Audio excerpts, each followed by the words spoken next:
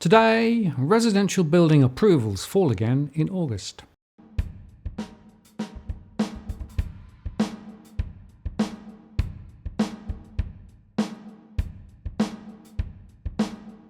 Hello again, I'm Martin North from Digital Finance Analytics.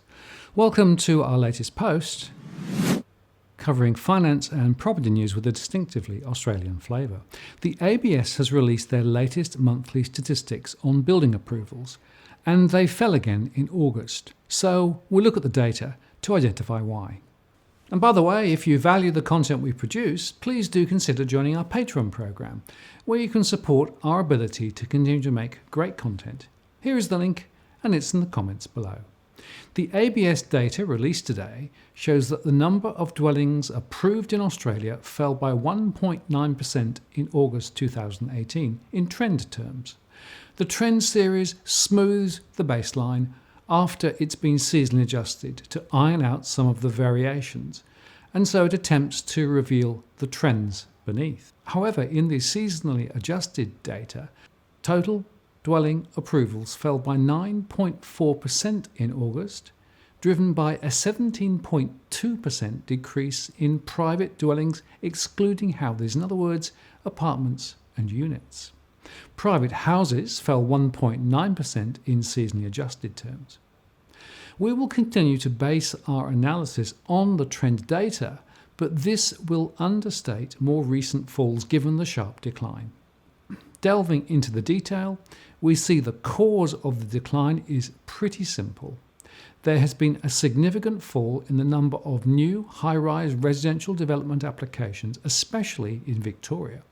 In fact, the recent fall in demand and home prices there suggests a significant reduction in momentum is on the cards. Of course, Victoria saw the falls start later than in Sydney by at least 6 months.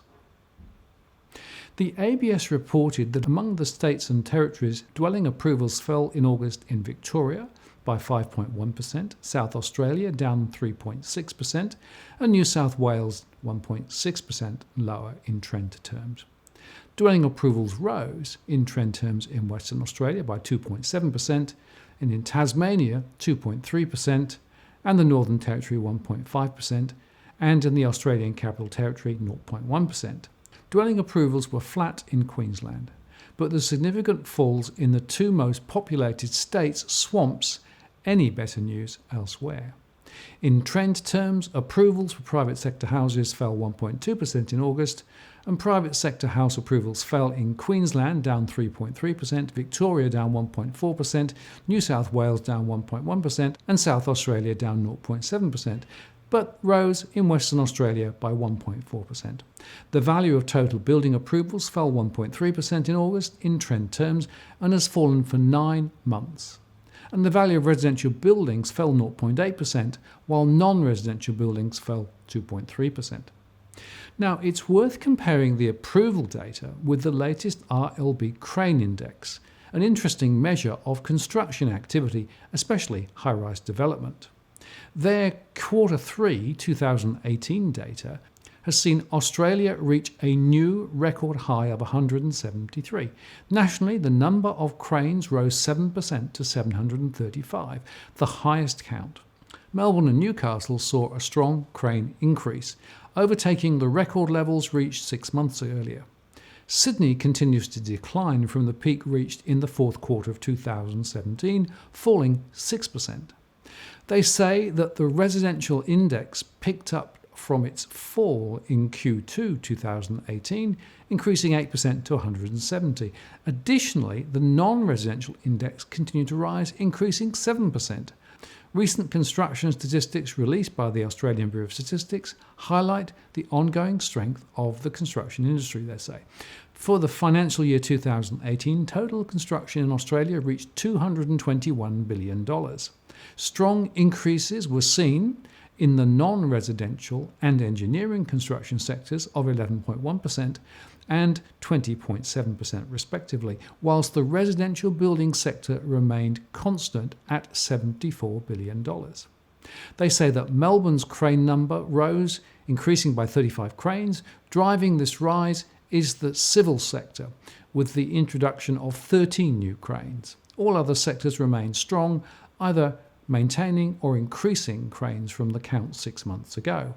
Since its peak in Q3 2017, Sydney's crane count has been falling, driven by a declining residential sector. The residential crane count has fallen by 55 cranes from its peak in the fourth quarter 2017, while the non-residential sector recorded an increase of 26 cranes. Brisbane has bounced back from its dip in the last edition, driven by a rise in mixed-use projects. And while the residential sector remained stable, 11 new cranes were added to the mixed-use sector.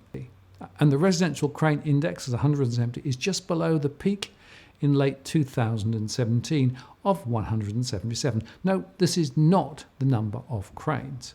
However, we suspect construction momentum is easing, so the number is likely to fall in the months ahead and the index will decline. Melbourne looks likely to be the worst hit in those months ahead. Standing back, more reason to think that the residential construction sector will ease in the months ahead. And by the way, if you value the content we produce, please do consider joining our Patreon program, where you can support our ability to continue to make great content. The link is in the comments below. As always, if you like what you've seen here today, please share and like the post and add a comment or question. I read them all. And if you want to join the growing band of subscribers who receive alerts when we release new posts, do subscribe now by hitting the subscribe bell. And if you're already subscribed, many thanks. I really appreciate your support and participation. I'm Martin North, the Principal Analyst of Digital Finance Analytics. Many thanks for watching, and I'll talk to you again next time.